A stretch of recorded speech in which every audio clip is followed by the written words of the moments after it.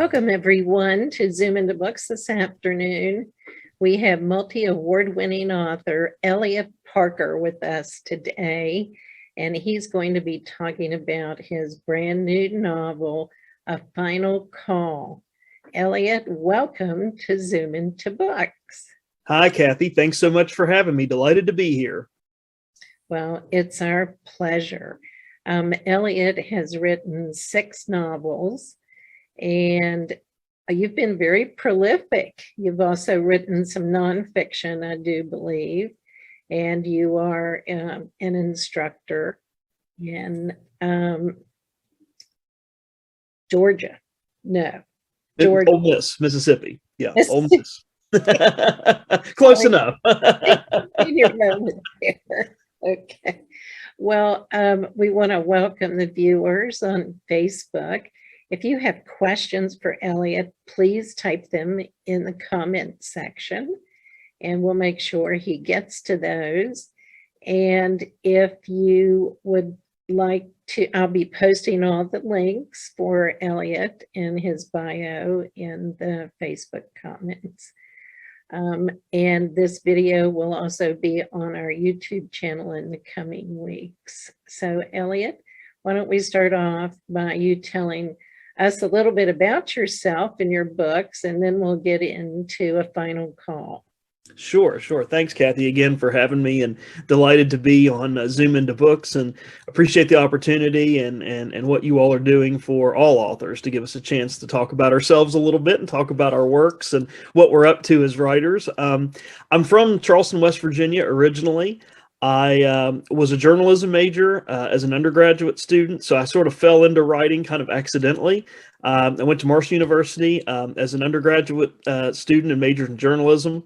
The very first piece of writing I ever had published, creative piece, was in a creative writing club that I had joined my junior year because my friend Zach strong-armed me into joining, even though he knew I was a journalism major and not really a creative writer. But I was involved in that club for 2 years. I had an opportunity to work on a little ghost story that was sent to a little journal that Mary Washington College, which I think they're Mary Washington University now, publishes, or published at that time, called Spec. And that story was published, and that was the very first time that I ever thought that someone would want to read something that I had written creatively. So after that, I worked for Tri-Cities Broadcasting and Bristol Broadcasting for a number of years. I got my undergraduate degree, and then decided after a lot of the local radio stations around the country were being absorbed and conglomeratized by big, sort of out-of-state national companies, I decided to go do something else. And so I went back to graduate school, got my MFA in creative writing at Eastern Kentucky University, and then went on and got my doctorate in English at Murray State University. So that's sort of how I kept interested in writing and kept myself writing and reading throughout that whole process. But I've always been a big reader my entire life. My mom was a huge reader. We always had books in every room of our house, even the bathroom. So I grew up watching her read. She and my dad read to me as a child. Both sets of grandparents read to me as a child. Some of my favorite days growing up were when the Scholastic Book Fair would come to school, and you could go in and buy all the books that you wanted. And that is the one thing that my parents never told me no on growing up, was books. Even if I had 3 or 4 books sitting on my nightstand at home, if I wanted another one, they would get me one. So they're partly to blame for all of this getting started and everything. Why did I? One question I always get is why mysteries and thrillers? Why did you get interested in that? That was my favorite genre to read as a kid growing up. The first series that I can remember reading that was kind of mystery thriller-esque was the old Encyclopedia Brown mystery stories. And I think the author who wrote that, whose name escapes me at the moment, just passed away a few years ago. But I loved all the Encyclopedia Brown stories. And then Scholastic Publications used to do these choose-your-own mysteries, where you would read through the story and it would give you a question. If you want John to do this, turn to page 16. And if you want John to do that, turn to page 35. Well, you ended up getting 2 books in one, because you read through and made a certain set of choices, and then you read the book again, made a different set of choices, and found out what happened to John. And usually one set of choices meant something good happened to him, the other set of choices meant something bad happened to him. So I love that. That was always my favorite genre. As a kid, it's still my favorite genre to read. I love a good gripping story that kind of gets you from page one and holds your attention and just makes you want to keep reading until the very end. And so that's something I've tried to emulate in my writing. And as you mentioned, I started writing. I've got several novels published. After I had several short stories published when I was in my MFA program, and sort of after that, I tackled the challenge of writing a novel for the first time. My very first novel was called Breakdown at Clear River, which was a mystery thriller story set in a fictional West Virginia college, involving some college students and some people that were up to no good, adults and otherwise. And so that for me was a great challenge, because it was the first time I realized that I could actually tackle writing something that substantive of a story and that substantive work, and hold that through all the way through. So that really led me down that road. And as you mentioned, my latest book is called A Final Call. So this is the cover of it right here, and it is a sequel to another book called Code for Murder. And it features Cleveland homicide detective Stacy Tavitt. And so that's really how kind of writing and this whole thing got started for me.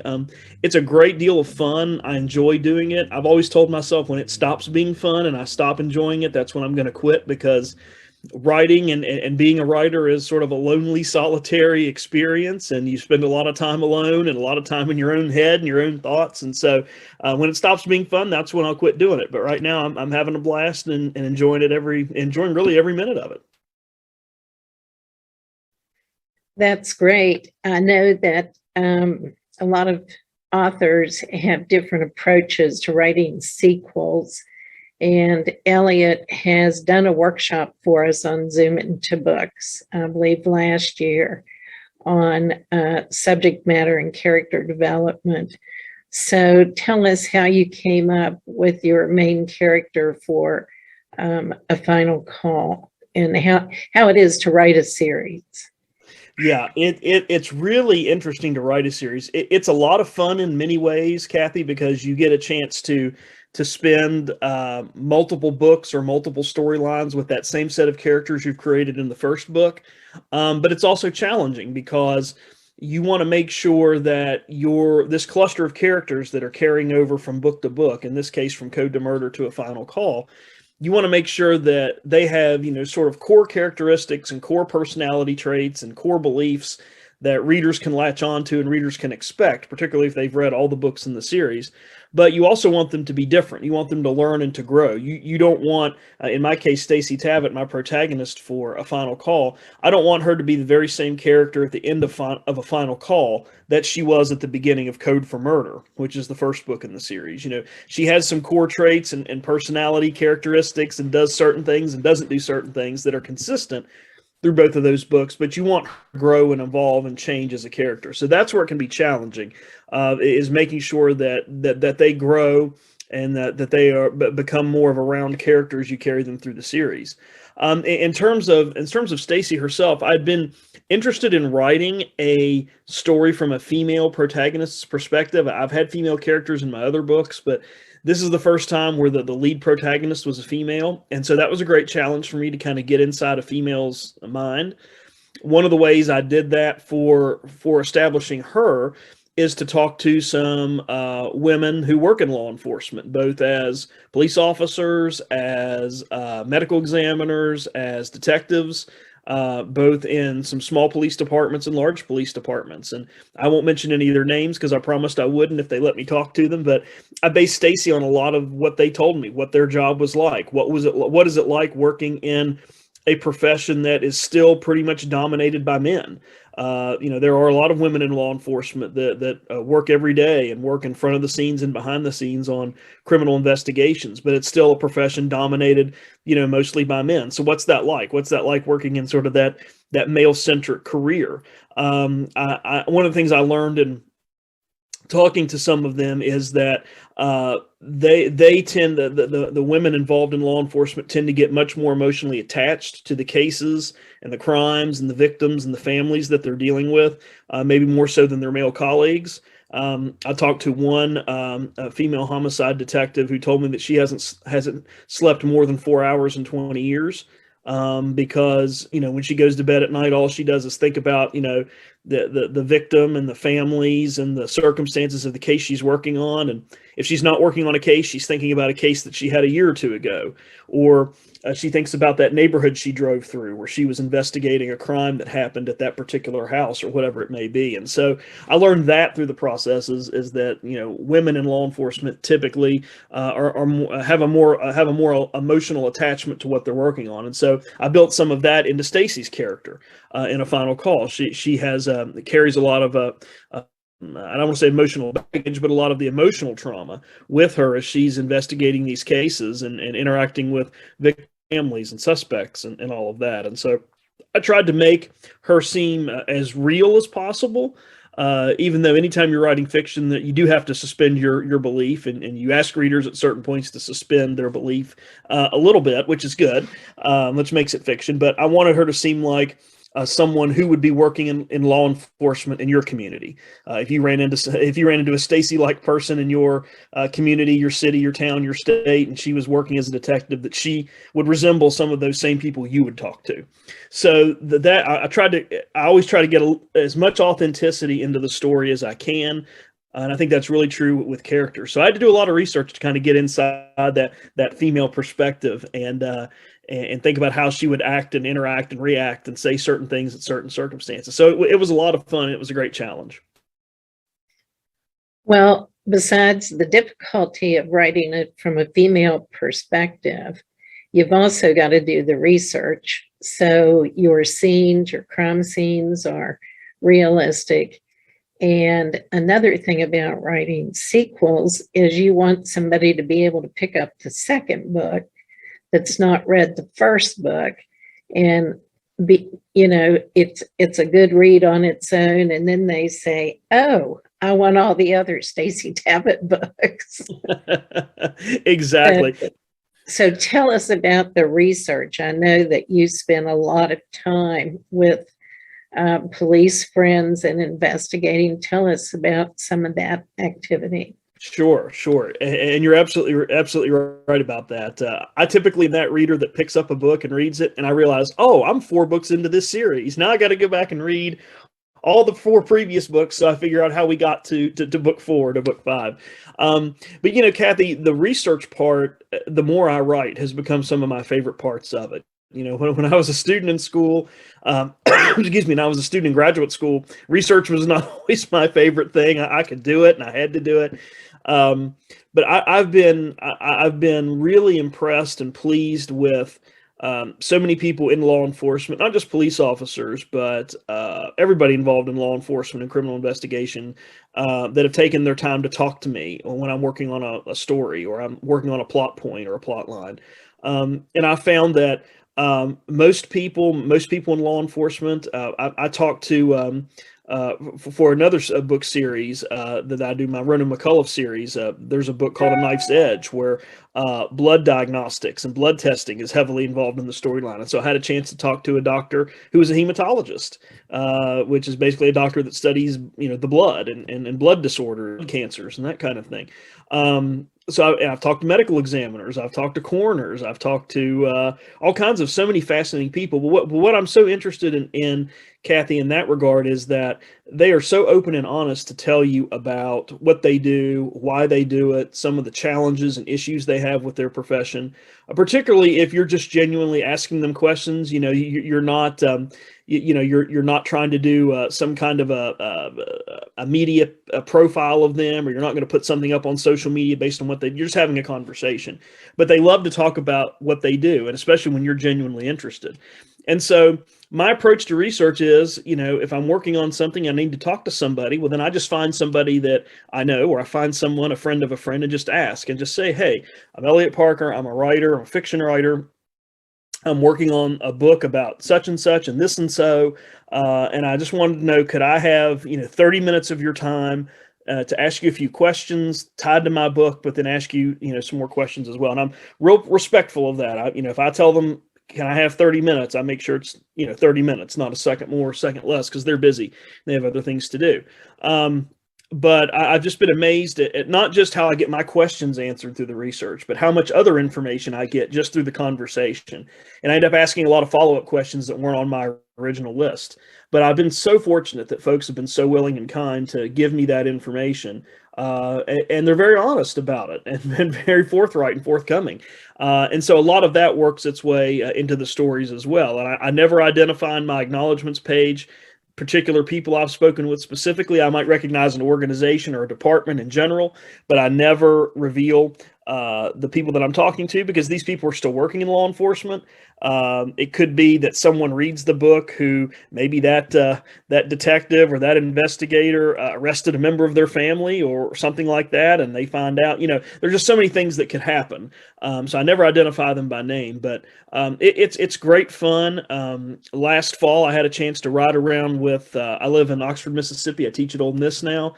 Teach writing at Ole Miss, and I had a chance to ride around with some folks on the Mississippi Highway Patrol. Got to sit in the back seat, got to sit with the big gated cage in front of me, and I got to just listen. I got to listen to the radio. I got to watch the officer, type on the computer, and I got to see what pops up on the screen as he's driving, and I got to, ask him questions. What would happen if this scenario happened, or how would you respond if you came upon this scene, or what would you do if you got into a disagreement with your colleague about this? And we just ended up having a really great conversation for about 45 minutes, and we drove around, and I got to see what it was like to sit in the back seat of a police cruiser. I almost called my mom and told her, "Hey, Mom, I got to sit in the back of a police cruiser today," just to get her all kind of riled up and see what do you mean, But anyway, it's been a lot of fun, and I'm just not afraid to ask, because I figure, Kathy, the worst somebody can tell me is no, and if they say no, well, then I go find someone else or go ask someone else. But I think of all the people that I've asked, and sometimes I have to go through public information officers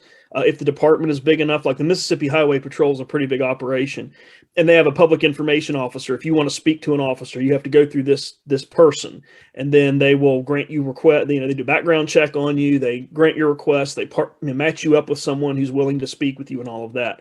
And so that happens sometimes as well. But I just figure that, if someone says no, I just ask someone else. But I think I've only had one person legitimately tell me no when I've said, "Hey, this is who I am and what I'm doing. Would you mind giving me 30 minutes of your time? I've just got some questions I want to ask you." So it's been a lot of fun. I made a lot of connections that way.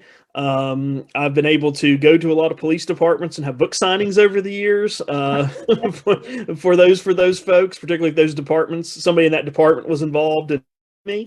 So it's good for a sales marketing perspective that way, but it's a lot of fun. And I would encourage authors, don't be afraid of research. Don't be afraid of asking people that are experts in something that you need help with. Just ask them. Find someone in your community, or ask a friend that who has a friend who does that work. 90% of the time, they're going to say yes, and they'll be more than happy to talk to you and give you every piece of information that you want and need to know. And that's one of the things I've learned too, is don't be afraid of it. Don't be afraid to ask, and it'll make your story much richer and so much stronger when you get those details in there. That's so true. And now with all the crime shows that are on TV, everybody thinks they're an armchair investigator. And when you can do a ride along like you did, that gives you a lot more detail to put in your book. And that sound advice, all they can do is say no. Right. And I'll give a quick example to what you were saying, Kathy, about those police shows. Inevitably, in a lot of the conversations I've had with law enforcement and attorneys and district attorneys and prosecutors, all of them say, there's some granules of truth to those cop shows, but there's a lot of rubbish in those cop shows. A quick example, I was talking to a prosecuting attorney, and I was asking him some questions about a scene or about search warrants or something. And I asked him about a crime show. I said, my last question, I think, was, watch Law and Order. You watch CSI or you watch JAG when it was on, or one of those shows. I said, so what really just drives you crazy when you watch those shows? And he kind of laughed and he said, well, the courtroom scenes drive me crazy. He said, in Law and Order, he said, you've got the district attorney and the attorney walking right up to the jury box, talking to putting their hand on the rail, looking at the jury. You've got them standing, nose to nose with the person in the witness stand, on the witness stand. You've got the judge flailing her gavel or his gavel and clearing the courtroom. And he said, none of that stuff happens. He said, I've been a lawyer for 25 years. And he said, I think I had a judge admonish me one time. And he said, we're not allowed to approach the witnesses in a trial. If we do approach the witness to a trial, there's a bailiff or a court officer that stands between us and the person in the jury in the witness box, so that there's no chance of an altercation or something happening. There are court officers that stand between where we're giving our questioning and the jury, so that nobody can, get in between them. And he said, every judge I've ever presented a case in front of runs a tight courtroom. They're not going to, we're not going to have these wild objections, and they're not going to allow us to argue across the aisle at the prosecuting attorney or the defense attorney. He said, it just doesn't happen. And he said, that has to be done to get people interested on TV. But he said, those courtroom scenes drive me crazy because they're so not true. He said the questioning sometimes is pretty accurate in the answers, but he said the theatrics in the courtroom, he said most courtrooms, if you go and sit in on a trial, are pretty, he said it's pretty rudimentary, and it's a lot of Q&A and a lot of, procedural stuff. It's not like it is on Law and Order. So yeah, that just gives you an example of why it's important to ask those people, because if you base it on TV or an assumption or what you think it's going to be like, oftentimes you may be wrong, and that'll show up in your story. That's a good point. That's great inside information. Watching the shows, it makes you think that that's the way it really is. So that's good to know for sure. We've had some people join us on Facebook. Today we're talking with award-winning author Eliot Parker about his brand new novel, A Final Call, which is a sequel to A Knight's Edge. There it is. And you just got some good news about the cover of that book, right? Yes, we did. The cover of the book is a finalist for the Eric Hoffer Award for Excellent Cover Design. And it's got some kind of an eyeglass title, the Eyeglass Cover Art Award or something like that. Am I right on that, Kathy? It's got a title. It's the Da Vinci Eye. The Da Vinci Eye. Okay, yes, the Da Vinci Eye Award. And so this is it's a juried process. Hundreds of books are submitted to this contest by publishers and authors alike, and it's a pretty tough competition. And A Final Call, the cover here, is a finalist. So there's going to be this cover, and I think 4 or 5 others that are in the finalist list, and that is currently being judged right now. And so we will find out if A Final Call is the winning cover here, I think in mid to late April. So we'll find out some more. But yeah, it was fantastic to get that news. And this is just a beautiful cover that if you know nothing about Stacy Tavitt or about her story or about what you think is going to happen in A Final Call, this cover is going to get you to pick it up and at least read the first page. So I was just really pleased, Kathy, that it was a finalist, and hope keep our fingers crossed and hope that it wins first place. Me too. It's exciting for all of us. That's for sure. If you have questions for Eliot during his presentation, please type them in the comment section on Facebook. We'll make sure he answers your questions. Eliot, would you like to read an excerpt from A Final Call for us today? Sure, I would. And I thought we were talking earlier about, the importance of writing a sequel and making sure, and Kathy was absolutely right about this, making sure if someone picks up book 2 or 3 or 4 of your series, that they're able to find out enough information about kind of how we got here. Why are we here? What are we up to? And what's going on with these characters, and how the previous experiences they've had in previous books lead up to where they are now. And so I thought I would read an excerpt, from chapter 2. This kind of provides some context in terms of what's going on with Stacy Tavitt, who is the female protagonist in this book. She's a homicide detective in Cleveland, Ohio. This will kind of let you know what's going on in this book, but it also has some references back to what has happened to her previously. And so some of what you'll hear in this excerpt ties back to Code for Murder. So if you've read Code for Murder, you would be familiar with this. If you haven't read Code for Murder, there's enough references back to things that happened previously that you'll be able to see how it kind of dovetails into what's going on here. So this is from chapter 2, and I'll just read a few pages of this today. Stacy Tavitt secured the second strap of the bulletproof vest around her back and took a final look at the Glock 22 in her hand. She loved its design, admired strength and durability, the mind-free action it provided, especially for dangerous assignments like this. Her partner, Austin Ferreira, approached. I don't think this is a good idea. Stacy's belt held a .40 Glock hanging from a strap and a P226 pistol secured on the other side. It doesn't matter, Austin. I'm ready. I want to get this guy. Austin double-checked with the rest of the team. 8 men, all members of the Cleveland Police Department SWAT team. Some of them had been with Stacy and Austin on dangerous assignments before, but some of the men were new, and Austin barely remembered their names. It does matter, Stacy, Austin said. We can handle this. I don't think you being here is necessary. The sun was coming up over the city's eastern side, throwing streaks of silver and gold over the clearing where the police had established a command center. I need to be here, and I want to be here, Stacy said. Brandon Deerfield was the last person to see my brother.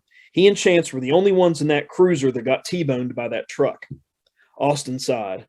He wouldn't talk to me about it. Remember when we questioned him, Austin? I do. You know, he didn't talk because he's dirty. Maybe the threat of going to prison will get Brandon to talk. Plus, there's nothing worse than a dirty cop. Stacy lifted her head and held a steady stare on her partner. I want to end this once and for all. Austin sighed again and put a hand on Stacy's shoulder. Stacy frowned. What about your breathing? Stacy blanched. What about it? What if we get close and you start coughing or can't breathe? It could put all of us in danger. Stacy, appearing hurt at the assertion, shook her head. Thank you, doctor, but I know what I can and can't do. Austin remained silent. Stacy placed a hand on Austin's chest. He stumbled back a step. I don't want to be treated differently because of the injury. I've been dealing with it now for over a year, and it hasn't affected my ability to do the job. Austin's face went red and then pale. Really? How about that shooting we went on last month in East Cleveland? I can remember you leaning against the wall of that alley sucking wind. We had plenty of backup, but if you'd been alone... Austin paused, then waved comment. That guy who was killed was a drug runner for Deerfield, Austin. That murder led us here, remember? Forget it. I should know by now if you want to do something, you're going to do it. Stacy gripped the Glock tighter with one hand and tapped Austin under the chin with the other. Austin, I would never allow it to put any of us in danger. I know myself and how I operate better than anybody, and you were the one that asked me if I wanted to be a part of this operation. You asked me to come along, remember? I did, but in a supportive role, Stacy huffed. And what about Diana? Stacy arched an eyebrow. Well, what about her? She thinks your part in this is in a supportive role. Stacy shrugged off the comment. I can handle the captain. Austin set his jaw. Fine. Let's move out before daylight arrives. Austin turned his back to Stacy and made a circular motion with his hand. The rest of the men, clad in dark camouflage attire with goggles and bulletproof vests, jostled their weapons. The team carried a mix of M4 carbine guns, MP510 submachine guns, and .40 Glock pistols close to their bodies. The weapons were heavy, deadly, and needed to take on a situation that might turn lethal quickly. As the group huddled together, Stacy whispered, be careful and expect anything. At least one of these guys is a cop, and he knows that we're good at surprises. The men refused to look at Stacy. Austin moved ahead of the group first. The solid-built, full-blooded Hispanic with the stocky legs and broad shoulders like slabs of granite offered a figure that was easy to follow. They moved away from the clearing by Shady Lane Road and headed into the wooded expanse. Austin gave a signal, and half of the team fanned out to the right. Austin moved straight ahead, and Stacy veered to the left. Everyone tested the radio equipment attached to their headsets and then went silent. A chill coursed through Stacy. Her body shivered. Early May in Cleveland had been mild but chilly. Stacy watched as the urban scene around her changed. An embedded and untouched trail ran down the middle of the clearing. She followed it cautiously. As Stacy walked down the footpath, a pink layer of light dappled the sky above her, reducing her need for a flashlight. A cold wind tore aggressively in and around the twisted, naked tree branches. Each person on the team remained silent. Pockets of standing water puddled together, resembling small, cloudy pools. Where there was no ponding, the ground was soft and muddy, and Stacy could feel her boots sink and grow heavy. Austin had led the team through the surveillance work on the property. The safe house was 200 yards into the wooded clearing from the main road. Thugs like them love places in the woods, Stacy thought upon hearing the information, like the snakes that they are. Stacy hadn't counted her steps, but she figured she was about 75 yards in. As daylight continued to burn off the night overhead, Stacy noticed an interesting track of disturbed earth just off to the right of the path. She pulled out her flashlight and shined it up ahead. The streaks broke like tentacles off the path, with smaller piles of dirt humped over them. The long lines looked fresh, and Stacy stopped. Unit 1, hold up for a minute. A beat passed before Austin's hushed voice came back over the earpiece. Why? What is it? I found some tracks and a mound of mud in the ground, Stacy said. I want to check it out before we move forward. Another voice came over the line, this one sharp and irritated. Lieutenant, we're ready to close in. We see the outline of the house. It could be animal tracks, Austin. Come on, Stacy. Stacy didn't want approval. She crouched down and shined her light on the tracks. She checked around and behind her, making sure the flashlight wouldn't draw attention from unwanted company. Stacy flicked away some of the mud. She shined the light closer to find a thin white wire encased in dirt and snow. The wire resembled one that would be used in an explosive. Stacy felt her heart race and her throat clench. She brushed aside a little more mud and saw the wire extending along a narrow trench leading to the mound. Shit. Stacy pressed the helmet mic close to her mouth. Austin, what I'm seeing isn't animal tracks. Okay, stop everybody. Let's wait for 1 minute, Austin said.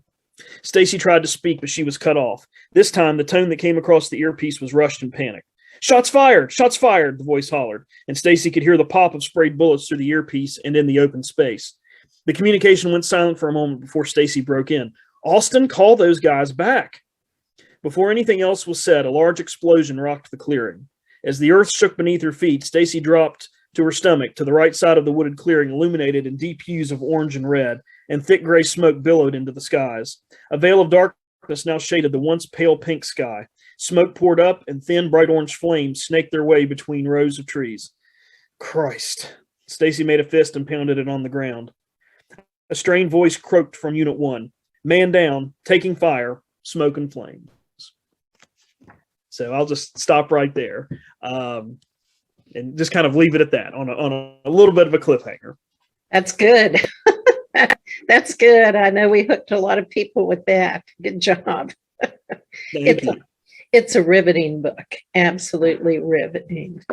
I had a question come in about, I know some authors are outline people and some are, I'm going to start here and write till I die people.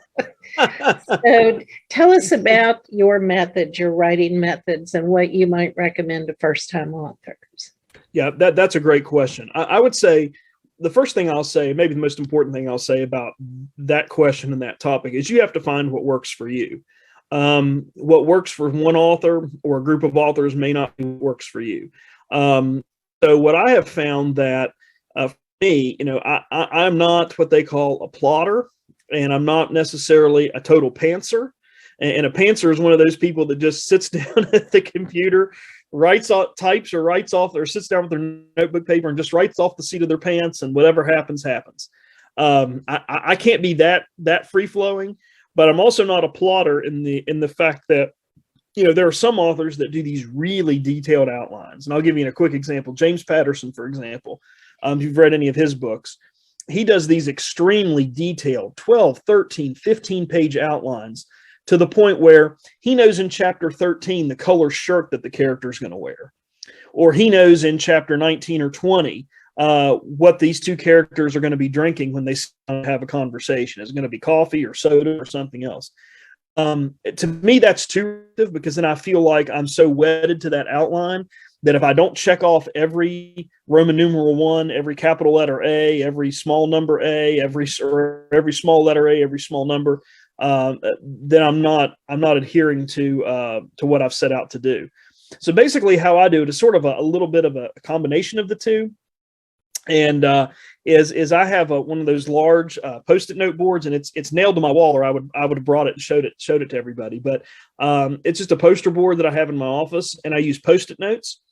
And I'm on a first name basis with people at Office Depot, because I go in and buy Post-it notes by the bucket loads when I'm working on a book. And the red Post-it notes are characters, green Post-it notes might be setting, blue Post-it notes are plot. Purple Post-it notes are minor characters, so on and so forth. And so as I'm thinking about what I want to do, and as I sit down to write a book, I have a pretty good idea of how it's going to end. And I have a pretty good idea, especially in a thriller or a mystery, where it's going to start. And so I just kind of work back from the ending all the way to the beginning. How do I get these two characters or my main character here? And so that poster board with the Post-it notes helps. And I move things around as I'm accomplishing things, or as I'm tackling something that I wanted to include, I'll pull that Post-it note off. Or if I've decided, I'm not going to introduce that minor character till later in the book, she may go from the first Post-it note in the top row down to the middle of the row or down to the bottom of the row. So she's still, sort of in my my sphere of thinking, but I'm just not going to get to her right now. And that does two things for me. As a visual person, I'm a very visual person. I have to see it in front of me in order for me to learn it and remember it. So that helps me with that. It helps me day to day kind of remember where I am in my story.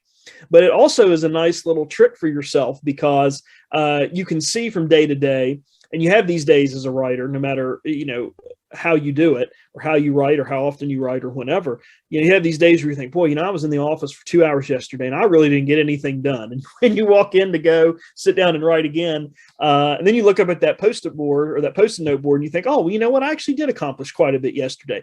Maybe I didn't get a lot of writing done or sentences on the page, but I was able to work on my plot here. Or I had a character who was stuck and I didn't really know what to do with him here, but I was able to move some other things around with the setting or with a conversation with another character or whatever, that I'm making progress that way. So it's a nice way to kind of reward yourself on those days where you feel like you haven't done anything, or maybe you don't have 500 words on the screen or on the page. You can still look and say, well, I did. I maybe didn't get a lot of writing done, but I got a lot of story development done, or character development done, or scene development done. And that's all helpful too, because that's what you need. Those are components of your story as well. So that's what works for me. So I'm kind of a hybrid. I'm not quite a James Patterson plotter, but I'm not a right from the seat from my pants person either. I give myself, a sort of that structure to follow with those Post-it notes. But I also give myself the freedom to just kind of see what happens, see a conversation that a character is having with another character, see what they say and where it goes, or, what happens when this character suddenly is taken out of the picture. How's your protagonist going to react? All of those kinds of things. Or when a red herring falls apart, how's all that going to work? And so I think that's part of the fun of writing. It's just sometimes seeing where your story goes and where your characters go, and just letting it kind of flow. And I feel like if I'm following that James Patterson outline, I'm not giving myself that creative freedom. So I'm kind of somewhere in the middle. That's really interesting, and I think very helpful advice to particularly first-time authors. Some people don't have the slightest idea how to even start. It's been years ago, I saw John Jakes interviewed. He wrote the Bicentennial series in the 70s. And they asked him how he could write such riveting books. And he said he writes everything he wants in that book. And then he goes through and takes out every other page and then has to blend those pages together. But you can't get bogged down in adjectives and sunset descriptions. And some people do forget that. And I can tell you, Eliot's books are page turners. You do a great job. You really do. I know you've been to a lot of events. Eliot was able to be with us in Charlotte at the Southern Christmas Show signing books. And you've been to, you probably can't count how many book signings over the years. So tell us, take a moment to think about it. What is your most memorable book moment? My most memorable book moment in terms of a signing, in terms of like a public appearance? Or a special moment with a reader, a fan, or your first book? I mean, when I said that, what was the first thing that came to your mind? Okay, sure. I've got a funny story that'll start first. The very first book signing I did was with my first book, Breakdown at Clear River.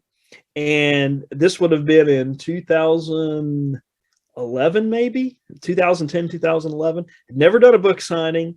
I had in my mind an idea of what a book signing was supposed to be and what it would look like, because I'd been to them and I'd seen them on TV. And this was kind of before YouTube was a big thing and Facebook was in its infancy. So they, watching other ones, where there was no Zoom or GoToMeeting or any of those things to watch online, but I had a general sense of what those were. So my very first book signing was at Ward. I miss Ward bookstores terribly. I wish we hadn't lost them through a consolidation, because they were so supportive of all authors, but especially local authors. If you were an author, with a book, you had a book published and you lived in that community where the store was, they just treated you like you were James Patterson or Nora Roberts. They treated you the same as they did those big authors.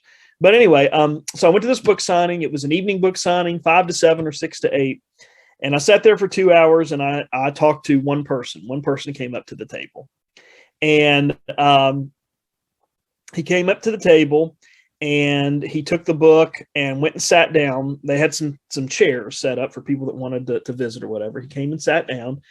He sat down and I don't remember what time this was. I think this was about halfway through the time I was supposed to be here. I thought, oh, good. Finally, I'm going to be able to talk to this person about my book. And I'm going to be able to, really sell the book. And he said, he came up and put the book down and said, he said, thank you very much. But, and I said, well, are you interested? I'd be happy to sign this for you. And he said, I don't read fiction. I just needed a place to sit down for a few minutes while my wife was in the bathroom. So I got shot down twice. He didn't read fiction. He didn't like fiction. And he wasn't really interested in me. I could have been, Oscar the Grouch sitting there, and he didn't care. He just was looking for a place to sit down while his wife was in the bathroom. So that's my memorable signing experience. And I took great comfort in knowing that every famous writer, if you ask them, has had one of David Baldacci has had some really interesting book signing experiences. John Grisham, C.J. Box, Nora Roberts. They've had similar experiences. So I learned later on I was in good company there. So that was one of my most memorable book signing experiences. Knock on. Most of them have not been like that. Most of them have been well attended, and I've had a chance to talk about the book and meet readers. But I'd say my most memorable experience, one of my novels, Fragile Brilliance. We talked a minute ago about the Ronan McCullough series, and I've got sort of another series of books that I'm doing. And the sequel to that book, A Knife's Edge, which came out in 2019, was an Amazon bestseller in September of 2020. But that follows a Charleston, West Virginia police detective named Ronan McCullough. And so the first book in that series, Fragile Brilliance, had come out, and I had written that story. It's one of those stories that I didn't know if it would ever get published. It's a story I had wanted to tell and had been on my mind for a couple of years. And I couldn't shake it off my conscience, Kathy. And so I sat down and just wrote it. And I thought, I'm just going to write this. And if it never gets published or never gets read, at least I'll get this off my conscience so I can work on something else or think about something else. That inevitably got published and was well received and well reviewed. And then I got a letter in the mail from the Southern Independent Booksellers Association, SIBA, that said it was a finalist for the Pat Conroy Literary Prize in Thriller Writing. And this was in 2017, right before Pat Conroy died. It was the last year that he kind of oversaw the award. At first, I thought I was getting pranked or punked or something. I thought, well, this is not real. And they said, you'll be receiving more information from us soon. Well, a couple of days later, I got this big packet of information. I got invited to go down to the banquet. I think it was in Savannah, Georgia that year, maybe, or somewhere in southern Georgia. I couldn't go because I was teaching at Mount West Community College at the time, and I had class that day and 2 classes the next day, and I just wasn't able to go and all of that. But anyway, long story short, my biggest memory for me, Kathy, is I think Pat Conroy is my all-time favorite writer. His book, The Prince of Tides, changed my life as a reader and a writer. And after I read that book, I thought, I want to write like him, and I want to be a writer like him, and I want to be able to tell a story like him. So to have him pick my book was the honor of a lifetime. Never in a million years did I ever think Pat Conroy would pick a story that I had read as a finalist. Plus, I also shared that finalist list. There was me and 4 other finalists John Grisham's book was a finalist that year, and I can't remember which book that was. This is from 2016 titles. They tend to work a year behind. So it was whatever book Grisham had that was a bestseller in 2016, and then Greg Iles had his one of his books, and I can't remember which one it was now, that had come out. And then there was a couple other authors. So there were 5 of us. But to have Pat Conroy pick the book and then to be on a finalist list with John Grisham and Greg Iles was a dream come true. And I never in a million years imagined I would ever be on a sheet of paper with their names, and especially connected to Pat Conroy in some way.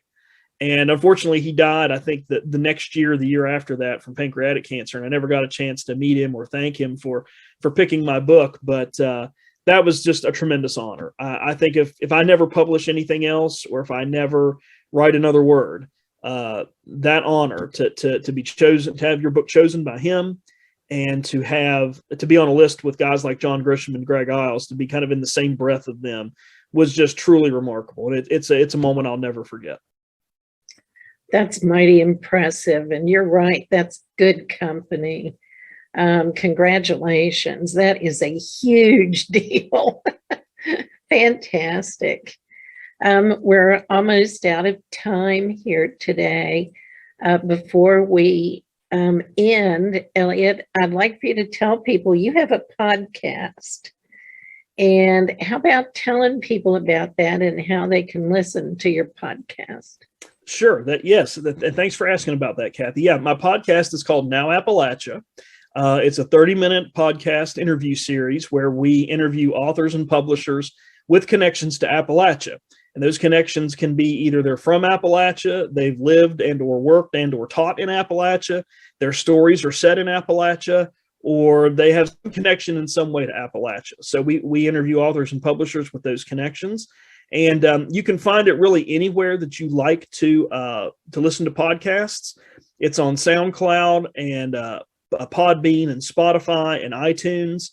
If you just type in Now Appalachia, it should come up. I also have a link to my website, eliotparker.com.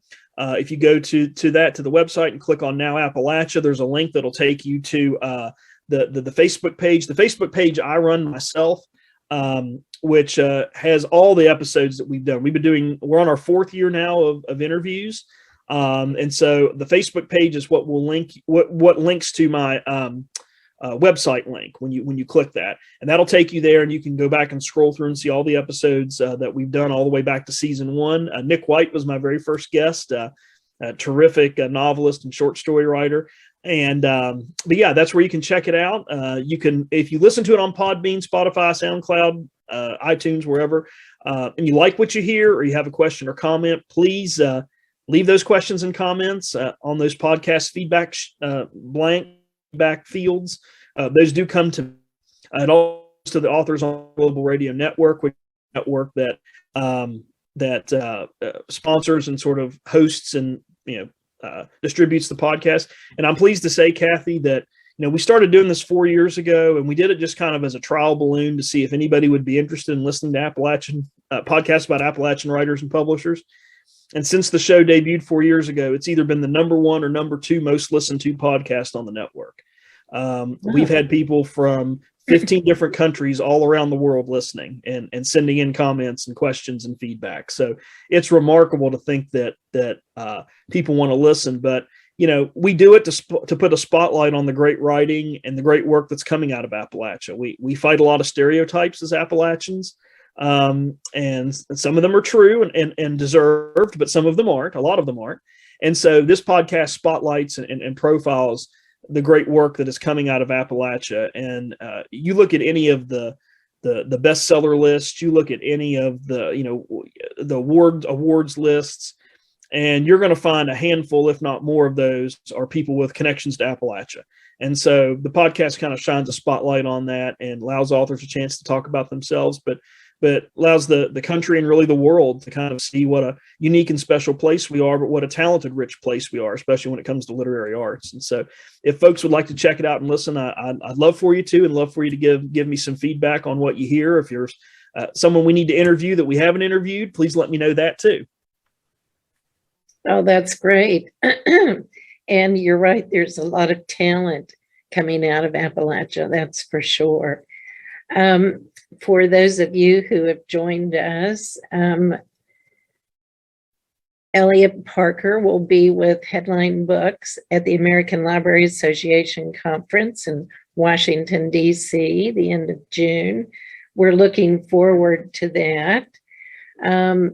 This video will be available if you joined us late on the Facebook page, Zoom Into Books Facebook page, and it will be on our YouTube channel in the coming weeks. So Eliot, thank you so much for coming on Zoom Into Books, and thank you everyone for joining us today. And Eliot, we will have you back soon. Sounds great. Thank you, Kathy. Thank you so much for the opportunity, and thanks to everybody for tuning in and the great questions. Thank you. Bye, everyone.